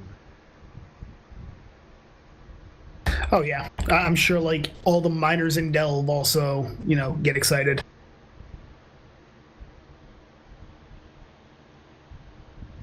That's another thing I'm gonna have to figure out how to do a corp buyback system. 80% of Jita. Yep. Well, that's Or that's 85 good, or... but actually designing the system to where people actually put in these requests, that's gonna be the harder part. Just have them contracted to you. Yep. And you throw it into e-appraisal and you're done. So if you throw it into e-appraisal and it says it's worth 80 mil and they ask for 800 mil, you're probably wrong. You reject that. Yeah. Well, I remember there was a super awesome system that my alliance used for a little while, called Eve Portal. Eve Portal set up this system of creating corp buyback contracts. They would all have a code, so that the person who sorts through those contracts searches for them by code and takes a look at each contract and compare it against the website. The website tells you how much to do the contract for, what's the amount, what's the duration, who you're contracting it to, what's all going to be in that contract, because you put that into the website ahead of time. Not only could you contract out for just straight up ISK, but you could contract out for credits, and these credits could be used in the website to set up buy orders from JITA.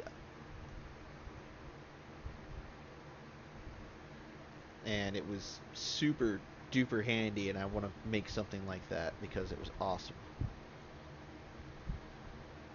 Keep it simple to start. Yeah, I'm gonna have to.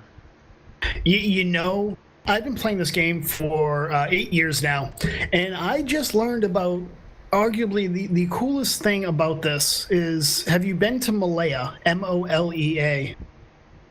No idea. Probably not. Well, there is there is a system, Malea. I'm gonna have to look it up really quick. I'm gonna go to Discord really quick because I posted about it on the Alliance Discord. So bear with me 1 second.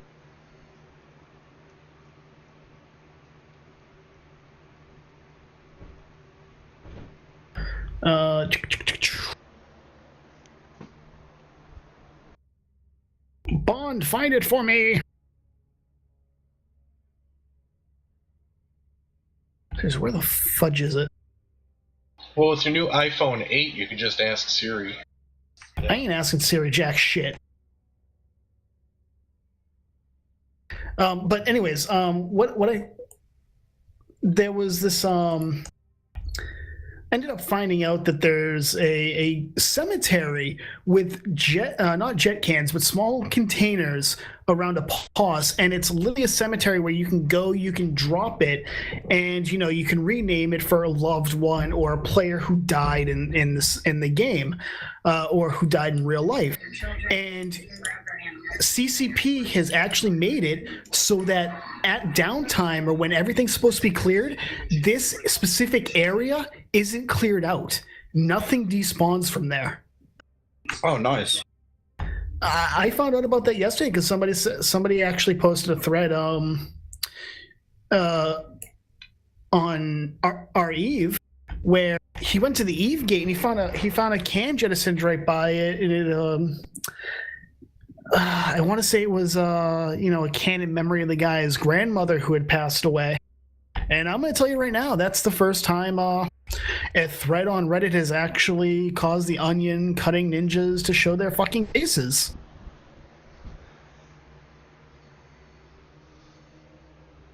But then people started posting about Malaya, and I was like, this is actually really cool. Apparently a couple of years ago, there was an asshole who went there and shot and destroyed a bunch of the cans. There's always one in every crowd. Yeah. Yeah. It's probably from Test. Actually, I think Tess is the one who owns the, what's it called? Oh, shoot, I can't remember what it's called. Whatever.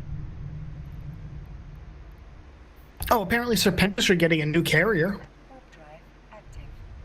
Like an actual carrier, not super carrier. They're getting a Thanatos class carrier called the Vanguard. Interesting. It'll be interesting. I kind of want to see that too. I might have to get both the Thanatos version and the Nidhogger and the Angel Cartel carrier, and it's gonna be like, well, crap. Well, since we're hitting the topic of things that are coming up in the near future, going to Vegas? I am not. My CEO, my corp CEO is, though. Bond, say hi in chat.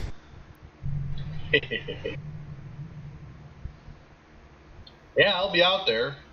Digital Vendetta's going to have over a dozen people out there, so that should be good. Yeah, I'm kind of on unemployment right now. I can't afford that shit. Yeah, it's kind of difficult on that. I actually got hit up to volunteer for the event. Unfortunately, I don't have something equally fun for the wife to do, so I'll be It's here at home. Vegas. Yeah, it's Vegas, but I'm also not employed. That's why I You're have all the still time looking in the for a world. job? I'm not looking for a job. I'm going through the qualification process to be a Lyft driver. Okay. Hey, money's money. Yep. Yep, and they're offering a huge bonus in my city for after you give your first 100 rides, they give you an extra $500. So I was like, shit, fuck yeah, get to be my own boss for a change. I can't argue with that shit. Yeah, I'm 31 years old. I've never had a license, which is really weird because one of my jobs in the Marines was driving trucks. So now I'm out of the military. I'm on active duty. I need a freaking license, and thankfully there's a veterans group that's going to pay for my test and getting my license. So hopefully I'll fix that. Maybe I'll do something. Wait, let me get this straight. You had a military driver's license, but not a real driver's license. Yep. That should be able to transfer over, I would think. Actually, it would have, and unfortunately, I was stupid, did not know this, and I passed the deadline, so I couldn't. No, yeah, I've been there, done that before. Yeah, I just ended up going through a whole rigmarole with CenturyLink because apparently CenturyLink is the first company in Omaha I've ever worked for that asked to see my marriage certificate to give my wife health insurance. Nice. When I first got the letter, I'm like, this has got to be a scam. No way. And then I get this other letter and a gigantic fucking paycheck because they refunded me all of her insurance premiums. I'm like, well, shit. Nice. That's it's actually good that they looked into that because God Scammers. forbid, right? Scammers. You don't want that. They're not just an Eve. Yeah, well, I guess I can see where they're coming from. I mean, the union pays a huge fine for the PPO health insurance that they get to offer because of Obamacare. But, yeah, I can see where they're coming from on that. But still, it was really fucking annoying. And I just only got it finally settled after I am no longer employed with the company. Yeah. It's kind of like a kick in the nuts. After a kick in the nuts. Yeah, it's just like I'm running out of nuts for you to kick here, guys. Seriously, I've only got the 2. I'm not some weird mutant with 3. Right.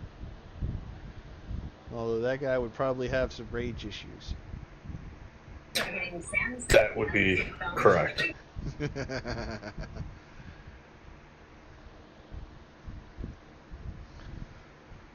Oh shit, we're actually approaching that 2-hour mark. Yay us. Hooray, another successful show. Let's go ahead and go into shoutouts. We'll start our shoutouts at the bottom. That makes it your turn, Spectre. Yay. I'm going to give a shout out to Manifesto and everybody actually really fighting in this war. It's creating content. It's something that the game is lacking. So really great to see something happening. I'll give a shout out to Try as well for continuing to fight, punching up like they are as they showed today. And I'll give a shout out to Blitz, my corporation, because seriously, in the 8 years I've played, I've never been in a better corporation. And Bond Rollard is a great CEO and a great knowledgeable person to get around to talk to. So there you go. Awesome. Bond's gonna have to wipe his nose off after that one. He actually He actually lives 45 minutes away from me too. So there you go. Take that as you will. So when you're done here, you're gonna go over there and actually suck his dick. Yeah. No comment. Oh, awesome. Cypher. Shit. I gotta go back with tradition. I don't give shout outs. Oh, that's alright. We're used to that tradition here. Cypher shouts out the Manny Bothans' primary podcast and his website, evepodcast.com, where you can find all sorts of Eve podcasts, from my show to Talking in Stations, Monday Night Mind Clash, and the Eve Reader podcast, all kinds of good shit. Check it out. All right, so now that I've done Cypher's shout-outs, Titleist, it's your turn. All right, my shout-out's pretty simple. First, I want to thank Basra and who's the other one in here? Let me scroll up real quick. Hold on, Adernoff, who have been doing awesome work with Alliance Auth. They were able to answer a bunch of my questions today and get a whole bunch of upgrades and things in. Of course, I want to give a shout-out to Digital Vendetta. You can go to www.digitalvendetta.com if you want to go check us out. And Sturm Grenadier, which is sghq.org, if you want to enjoy a multi-gaming syndicate. Sturm Grenadier is the place to be. Holy shit, I start another podcast. I want him as my fucking announcer voice. Fuck yeah, dude. Holy shit. I'm going to get a voice clip of that shit and just use it as my intro. Like the 5th person to tell me that this month. Get into my own announcer mode if given enough provocation and or enough whiskey. But I guess it's my turn now. I want to give a shout out to everybody who showed up. There is no show without guests, so please give me your mails. You can find me in game at Manny Bothans. You can find me in game on my CEO tune for my new corporation on Manny Bothans. And I invite you to check out the loosely organized collective of outcasts, where we're going to do some awesome stuff, but we need a good few pilots, and looking at you guys. I look forward to seeing your applications. I look forward to seeing you guys talking to me later. I'll be leaving links to my application form, my Discord server, all that good stuff in the show description. And I do want to thank everybody for tuning in. For Titleist, Cypher, Spectre, and myself, this is Manny Bothans reminding you that Manny Bothans died to bring you this information. Fortunately, his medical clone was somewhere nearby.